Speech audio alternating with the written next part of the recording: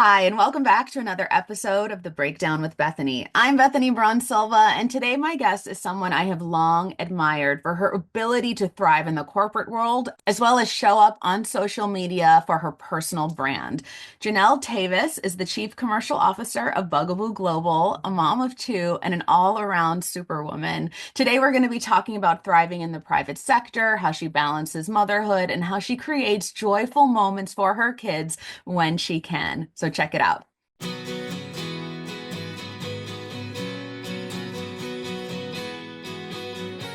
By the way, I listened to like three episodes during my morning Oh workout my this God, morning. stop. It just got me so pumped. Oh yeah, you have an amazing set of guests. So it's such an honor to be here with you, and Oh also my so God. many mutual friends. I was listening to Adriana and the Little Words Project. So I feel honored to be a part of this. Thank Oh you. my God. So much. You seem to me, and of course I know it's not everything is what it seems. So much hard work and blood, sweat, and tears goes on behind the scenes. But when I look at you, you look at someone who's embodying and kind of living this dream that I've wanted to live for so long, which is work in the corporate world, represent a brand that I love and believe in, and also give so much love and attention to my own personal brand. And I've been so inspired by you, watching you grow your personal brand and Bugaboo throughout the years. It is like phenomenal, and we don't see it a lot. So Yeah. take us through your background in the corporate world, how you kind of wanted to make that jump to, showing up on social media for yourself, because it really is. It's just so inspirational. So let me start with the where I'm at right now. I'm the Chief Commercial Officer at Bugaboo North America, and it is truly a dream job. Before I was in this role, I had spent nearly 10 years at Nike in various strategy, digital, general manager type roles. And before I came into Bugaboo, I really thought that I was going to stay in the sports industry. I loved my time at Nike.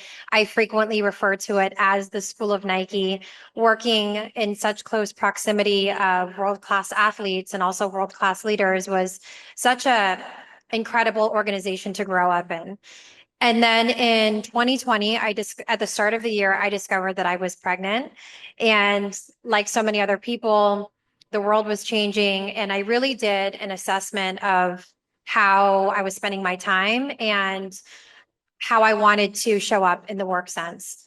I had my son, and very shortly after the opportunity to join Bugaboo was presented to me. And even though I was so happy at Nike, I thought this is an opportunity to intersect where I was professionally, which was very much in this general manager officer pipeline, and then also where I was personally, which was completely immersed in new motherhood. My son was 6 months old when I was my first day back into the workforce, and that was my day one at Bugaboo. And I go back to, I think something that all good business leaders do is this reminder of having your consumer at the forefront of every decision that you make. And because I was living that world as the new mom, I think it completely served me in my professional sense at Bugaboo.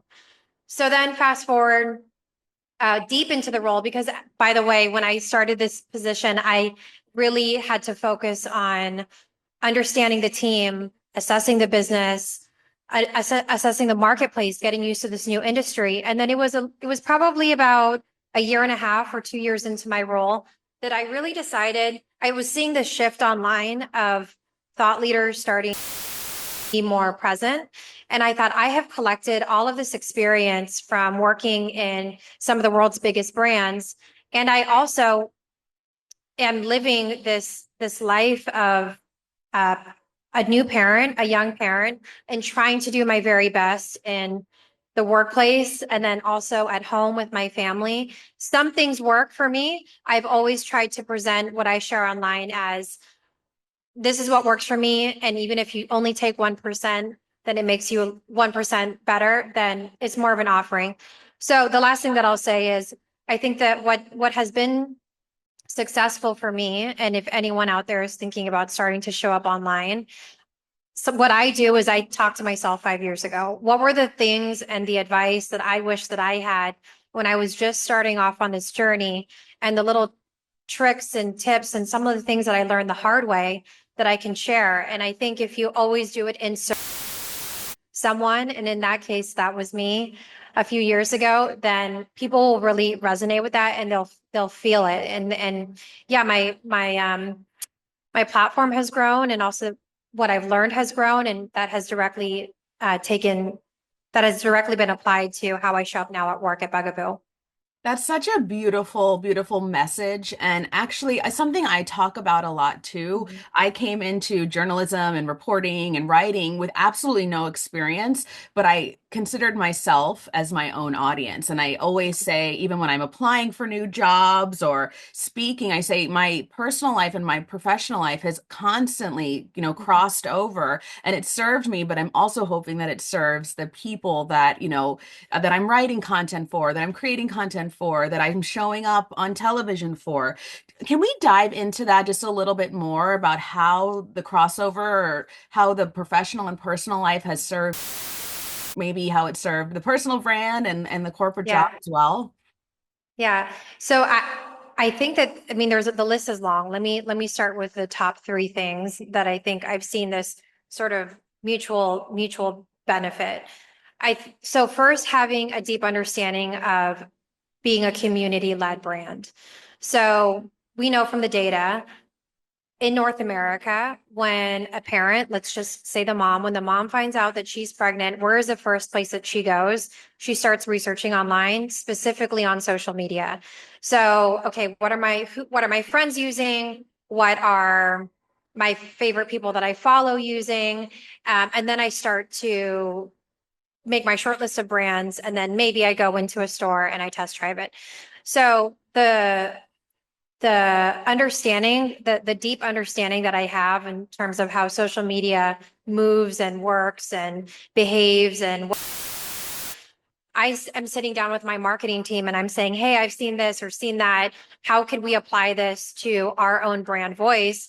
And we come up to this mutual understanding. I mean, there are some leaders out there that are really strong in other areas and they have to pay for that type of data and insight from an agency or outsource it to bring it into okay, how will we turn this into marketing content? But I have this really deep understanding of how to guide and lead a community led brand. I think that's one. Um, the second thing is having an innate understanding of how the consumer consumes information. So it's constantly changing right now in terms of what content needs to look like, whether you use videos, whether you use carousels, whether you have to obsess the copy. And my marketing team and I were sort of two sides of the same brain where we're constantly riffing off of each other because there's, this being in journalism, just the sheer number of volume of content and consistency. It's just all these fresh ideas that I'm feeding into the team. And then I think the third thing is that when you start showing up on social media, especially if you start doing video content or talking content, you have to get very crisp with your message and very sharp and concise and immediately deliver the value. I have seen, this is now a personal one, that behavior and that sharpening of that skill being completely taken into how I show up on town halls and board meetings and staff meetings, how I run meetings. And so this is a very uh, this instrument that I've gained and I've developed and in terms of showing up online has also helped me with my presence and work. But the list is long. I actually have a video on this that I like have in drafts around the 7 unexpected things that I've learned in creating content build over into my professional sense. Disclaimer, hashtag anyone looking to maybe start showing up online. First and foremost, what you should do though is check your social media policy and guidebook Right. because every company has different sets of rules and it's good before you start showing up online to make sure you just familiarize yourself and you don't play outside the lines and outside the boundaries that exist for a reason. Right.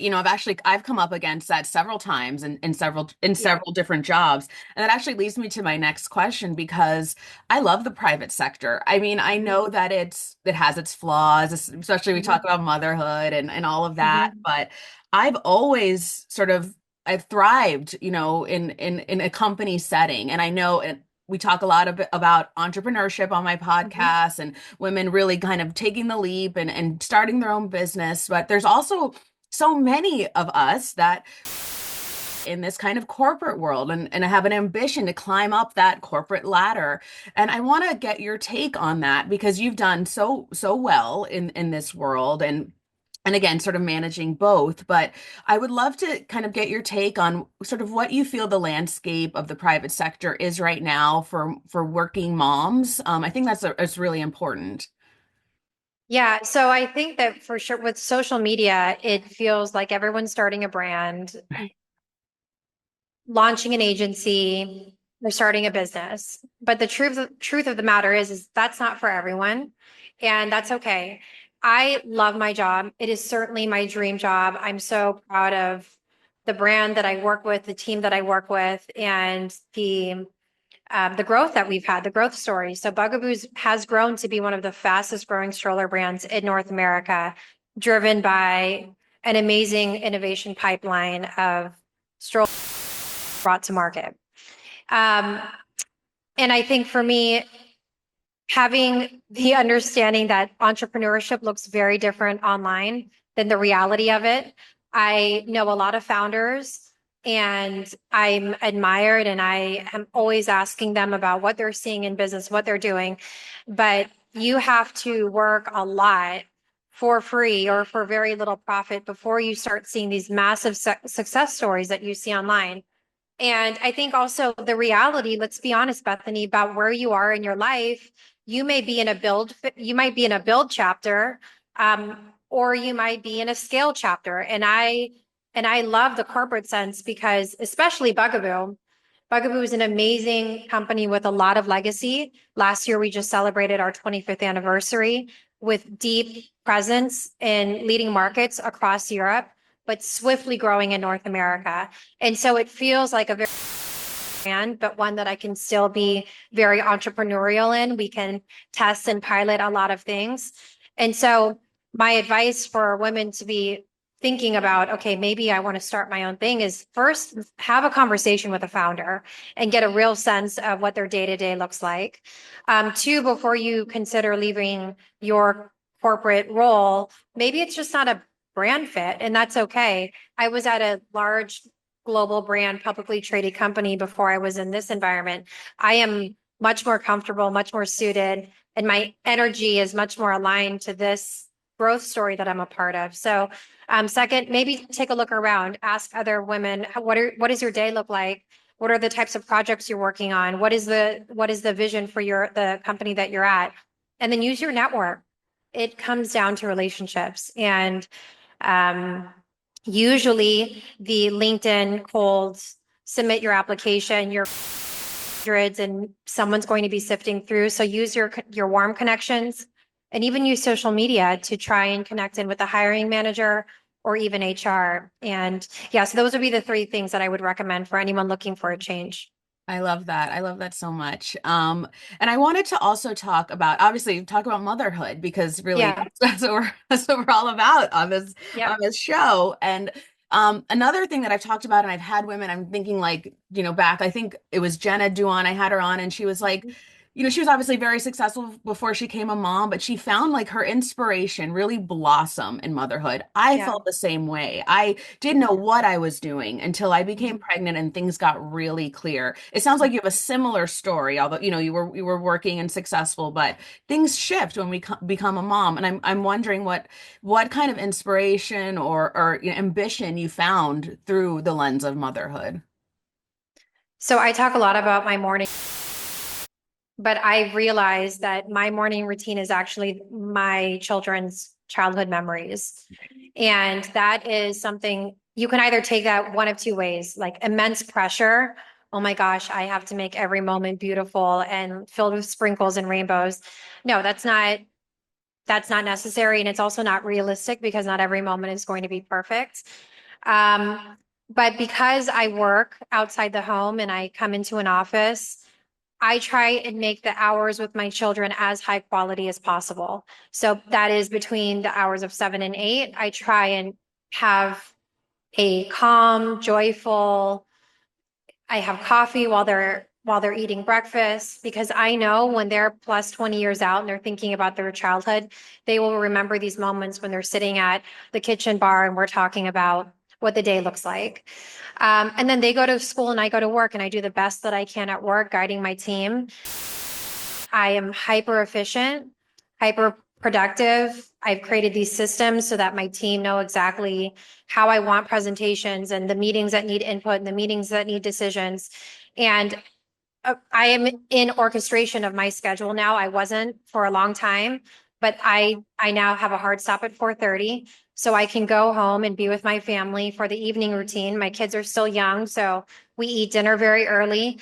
And then when they go to bed by 7:38, I some of those evenings I'm back online after that. I'm finishing things up.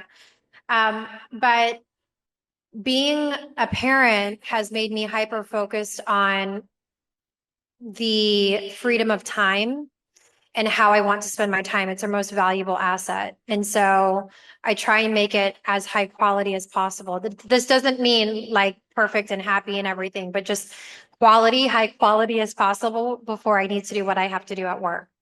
I really the idea of systems. That's something that I'm Yeah. still working on, struggling with, if I'm being really honest. But I'm also, we do a lot.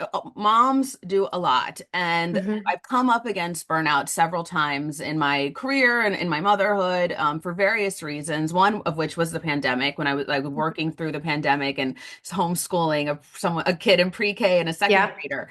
And has that ever happened to you?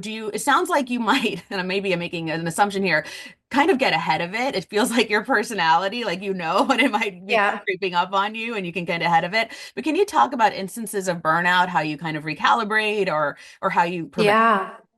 Yeah, sure. So social media is a filter and I try and really show the reality of all different aspects and facets of my life. A lot of what I share is once I've processed through something, and so not necessarily in the moment, Right. but when I'm in of overwhelm, anxiety, not feeling like I'm good enough, dwelling maybe, self-doubt. Of course, I have those feelings just like everyone else. You would have to be a robot in order to not feel those things. So some things that really help me, I'll go back to movement and helps me literally shake the stress off of my body. It's not complicated. It's 25 minutes every morning. I feel it those mornings that I don't do that. Um, I try and make time for movement. I really try and also journal. I think journaling is a great practice. I have this regular practice that I borrowed from someone and I evolved it, but it's the 3-3-3 method. So I start every morning with three things, three wins from the day before, and then three things that I'm grateful for, and then three things that I hope to accomplish. For why do I do that? Because it orientates my brain waves on things that I've managed to do, and it sends me into the day with a little bit of momentum. And I think so much of our overwhelm can feel like we're not doing enough.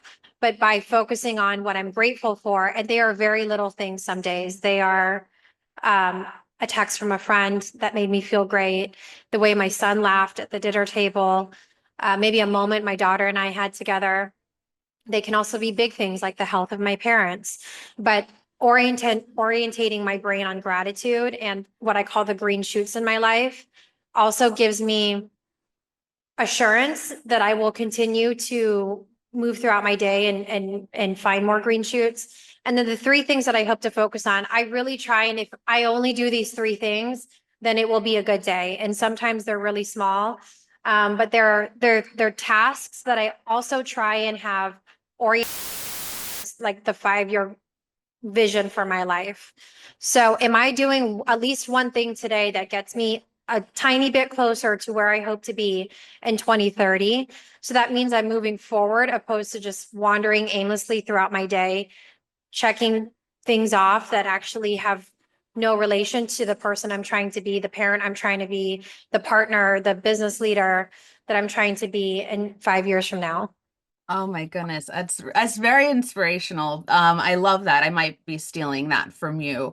And I do want to sort of wrap it up with Yeah. Bugaboo. I love this Mhm. brand. It is such a Mhm. kind of incredible brand. I've watched it evolve over the years with you, at the helm, let's say. Yeah. And tell us what's up with Bugaboo for 2025. What can we expect?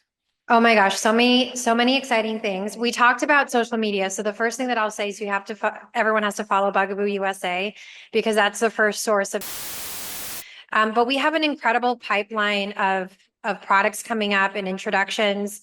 So I would recommend everyone to follow there where you can see what's next. I would say the most exciting thing that we are just starting to conclude is the introduction of our latest innovation, which is the Bugaboo Kangaroo. So when I came into this role 4 years ago, it was the number one thing that I heard from my team that we need. It was the number one thing that we heard from customer service on social media, from our retailers. And if you just go back again, but to the consumer, and for Bugaboo, that is the new parent, the number one thing that they were asking for was a stroller that was high quality and that would go from one child to maybe two in the future. So it was the brand new parent who were making this huge critical purchase, and it was their first baby, and that's already a huge step. But they thought, hey, I think I'm going to want a second in the future. And if I'm going to make this big investment today, insurance that it could also serve baby number two in the future that I hope will happen. So we introduced that last year. It has been an incredible success and it was really the missing piece in our product pipeline. And that's the Bugaboo Kangaroo. And we're continuing to see it grow and scale and be adopted by new parents all across North America. And it's one that we're really proud of. The innovation team and headquarters, the local teams here in North America. We've been working really hard for many years to bring that to life. And I'm so proud that it's finally here. I love it. Oh my goodness. Thank you so much. And where can everybody follow you? Yes, everyone can follow me at Jeanelle Teves. And I'm sure we'll drop the handle in the show notes, but I would love to connect with everyone. But thank you so much, Bethany. This has been, yeah, such a joy about all the topics, all the things. Likewise. Oh my God, it was a long time coming for us, I I feel. know we did it finally. We've been seeing each other at events and everything, but we were able to make it happen. So I know. this was great. Thank I you. feel so grateful because I admire you so much.